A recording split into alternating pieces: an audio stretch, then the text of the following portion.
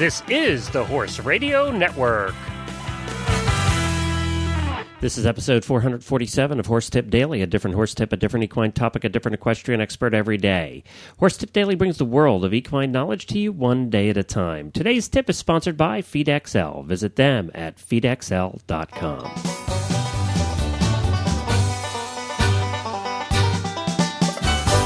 Howdy, everybody. Glenn the Geek back with you from Lexington, Kentucky, and you're listening to Horse Tip Daily. Well, today we're going to be speaking with my old friend Lindsay White, and Lindsay's here to tell us about, to give us a tip on a day coming up that you're not going to want to miss, and we're going to get to Lindsay here in just a minute.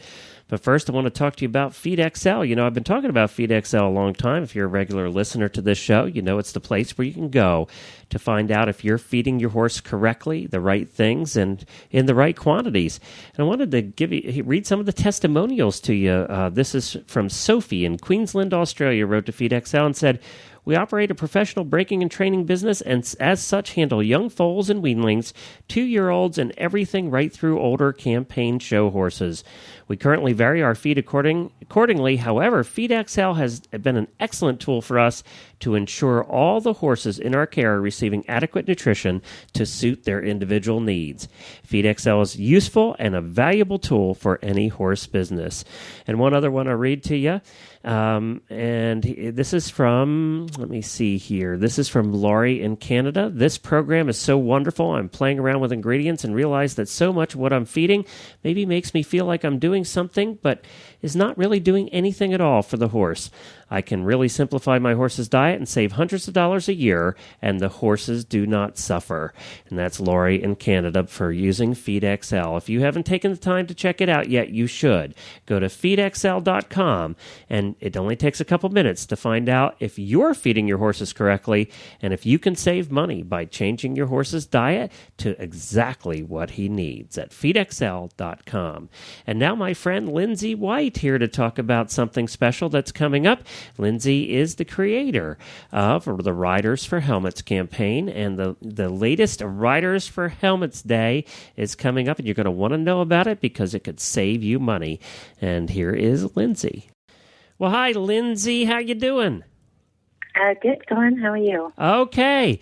I appreciate you coming on here. We had you on a couple times last year when it was time for Helmet Awareness Day, and it's kind of hard to believe that you're into your second Helmet Awareness Day already. I know. It's come around pretty quick. Well, so tell us what happened last year. Obviously, Riders for Helmets, most people know the story, but tell us just give us Reader's Digest version of how Riders for Helmets came to be and how the Helmet Awareness Day came to be. Basically, Riders for Helmets developed out of the eBay store that we had raising funds for Courtney King Dye. And a lady by the name of Jerry Bryant in California donated a Helmet Awareness Campaign T-shirt to the eBay store to raise funds for Courtney, and it was hugely popular. And well, it was hugely popular partly because of what it said on it, too. Yeah, I think the strap one on slogan probably had something to do with that. Yeah, it said strap one on, but it did have a picture, I got to give credit, of a rider wearing a helmet, so... It did, yeah. So, it was all good fun, but it was a very popular T-shirt. By the way, my wife wore hers yesterday. So. Oh, brilliant. That's very good. Keeping it going. You sold a lot of those, didn't you? We did, yeah. We sold a huge amount of those. Raised actually probably about a third of the money raised for Courtney's eBay store was actually sales of the T-shirts. So we sold an awful lot of those last year. And as a result of that, me and Jerry got talking and kind of said, well, we should take this a step further and consider doing something to raise helmet awareness. And because of that, Helmet Awareness, Riders for Helmets was formed. And then you guys, you decided, I think, to have a Helmet Awareness Day. And the main idea, as I understand it, was the main idea originally that you would get the wholesalers and the retailers to cooperate and have a big day where people could get discounts on helmet, hoping that more people would buy it? Was that the original idea? Yeah, the concept is really, obviously there's going to be some people that do benefit just because they need a new helmet that go and purchase one on Helmet Awareness Day. But the main key reason is to get people who've never worn a helmet tempted to buy their first one by being able to purchase it at a discount, and it's quite a nice discount that the manufacturers offer through the retailers. And last year we had about 300 retailers participate on July 11th, which was the date last year. And this year we've actually moved the date forward a month, so it's going to be on June 11th. And we will be offering discounts through hopefully more than 500 retailers around the globe, not just in the US, but in the UK and other countries as well. And the discounts, is there a set discount, or does it depend on the helmet manufacturer, or how does that work? It varies slightly between manufacturer, but it's basically 15-20% discounts depending on the manufacturer, so it is a really nice discount. And like I say, we had 300 retailers just in the US last year, and I'm hoping to top over 500 participating retailers between, England, the US, Canada, and Australia, and some other countries that are coming on board this year. And I know last year you sold a lot, or not you personally, but on Helmet Awareness Day, there were a lot of helmets sold around the world. Yeah, I think there was huge, anywhere up to like 200% increases on helmet sales, just on that, just on that one day. What a manufacturer might sell over a period of months, they sold in one day. So it was huge, and a lot of the feedback was nice, because we got a lot of emails from people that said they'd actually gone and bought their first ever helmet. Anybody from like a trail rider, 50 years old, that's never worn a helmet before and decided to go and buy a helmet and make a purchase on Helmet Awareness Day, through to, a dressage rider that hadn't ridden in a helmet previously. And I want to put a plug. You don't have to do this, because I know you have a lot of helmet manufacturers, but there are a lot of good-looking helmets out there, and from every price range, from $50 on up. You don't have to spend hundreds of dollars to buy a helmet. You don't. I think, literally there's helmets available from about $50 all the way through, $500, $600, $700 for the kind of the top priced helmets. And we already have 8 manufacturers on board in the UK, Sam Shield, Troxel, in the US, Sam Shield, Troxel, Charles Owen, GPA, AGS, which is Devonair, Pegasus, Tipperary, Ovation, IRH, and KEP Italia, and we're actually expecting a few more prior to Helmet Awareness Day to announce their involvement. And then in the UK, it's hard to believe that there are that many. Yeah, it really is. It is. There's a lot. And then in the UK as well, we're really pleased, because just today we've confirmed that both Charles Owen and Champion, which is a helmet manufacturer in the UK, will be participating over there. So people in the UK can take advantage through the UK retailer network as well. So that's really nice, because it truly is going more global this year. And the other thing, too, is you want to take a look at, if you have, well, first of all, let's address those people who don't have a current helmet. This is a terrific day on June the 11th, Saturday. Get online, go to your local store, check. You can go to ridersforhelmets.com and click on the International Helmet Awareness Day, June 11th, in the border at the top there in the links.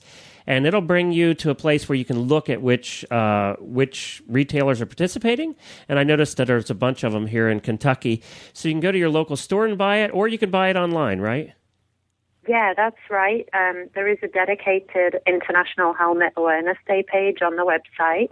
And it's really nice this year, because we've made it even easier to find participating retailers near you, in that we've included a map feature, so you can actually plug in your zip code and find retailers that are close to you to be able to go in the store and try on the helmets, or you can buy online from any of the big, national equestrian retailers as well. So there's a full listing of all of the participating manufacturers, and then there's listing by country of participating retailers, like for the US, UK, Canada, and then, like I said, there's the map feature as well, so you can actually use that to locate a retailer near you.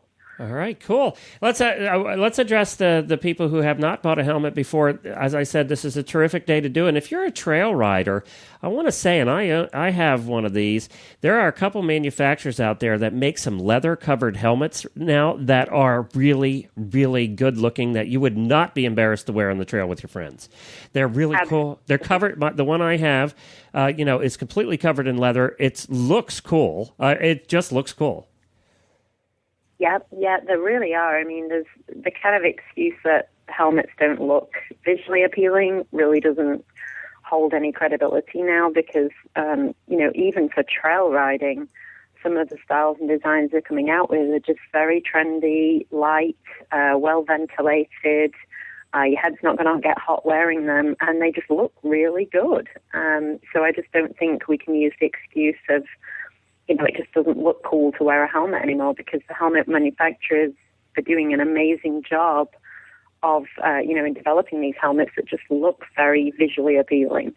Yeah, I mean, years ago they didn't. Years ago, they, when they first started in the 90s, you bought a helmet because that's what it was, and you didn't really care about how it looks. But we are a people that care about looks, so I'm glad to see them doing that. The other thing I wanted to say is, if you currently own a helmet, please check the date inside of it. If your helmet is over 4 to 5 years old, you should be replacing your helmet. Helmets biodegrade as you use them, as you sweat on them, as the sun beats down on them. The foam that helmets are made of, all foam biodegrades over a period of time. Same thing happens to foam that's used in boats and things like that as well. So you really want to make sure you replace your helmet every 4 to 5 years. A good friend of ours, we looked at her helmet the other day, and we discovered it was 2003, so we're buying her one. Wow. We're waiting. Yeah. And her birthday is the day after Helmet Awareness Day, and we're going to buy her a new helmet on June 11th. So, that's something that you want to take a look at. A lot of people don't realize that they do wear out. And if you've fallen and you've knocked your head with them, you should replace them anyway.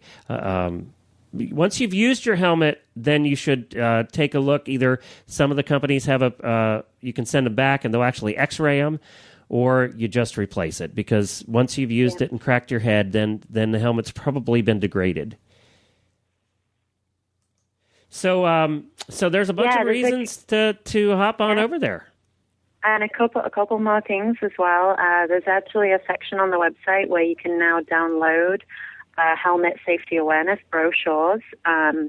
There's also, links where you can download the logo for anyone wanting to share Helmet Awareness Day and get the logo out on their blog or website. We also have some top 10 reasons to wear a helmet, which is another downloadable PDF file that's really great for putting on the, on the notice board in barns. So there's a ton of stuff that you can download off the website. And then also we will have the strap-one-on T-shirts will be back as of next week. They will be available at equestriancollections.com, and we have some new Riders for Helmets apparel that's been designed specially for us. That's fantastic, like tote bags, T-shirts, that kind of thing, and it's all available at equestriancollections.com, and you just search for Riders for Helmets on their website. All right, terrific. Thank you so much, Lindsay. You're doing great work. We're so proud of you. Thank you so much, Glenn. One other thing I want to say is I know that you get emails and letters all the time about people who have had their heads bonked and that the helmet has saved them.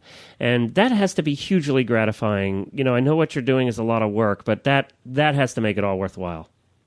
It does, and it is amazing how many of those stories we get on a weekly basis, people emailing and saying, thank you for educating on helmet use and spreading the word, because there just are so many people out there that have been affected by having a head injury, or even just as simple as a concussion suffered, during a riding accident, and it does make it worthwhile. So. All right, that's June 11th coming up, and that you can find out all the details at ridersforhelmets.com. Cut! Good job! Thank you. Well, I hope everybody's able to go take advantage of Helmet Awareness Day, as we talked about there, and get yourself a new helmet at a discount. Well, that's it. We'll be back again tomorrow with another new expert and a different horse tip, thanks to FeedXL.com for providing today's daily tip. Remember, be safe and wear your new helmet. The Horse Radio Network and the Horse Radio Network hosts are not responsible for statements of guests or their opinions. Use your own judgment when listening to the tips provided by the experts on Horse Tip Daily.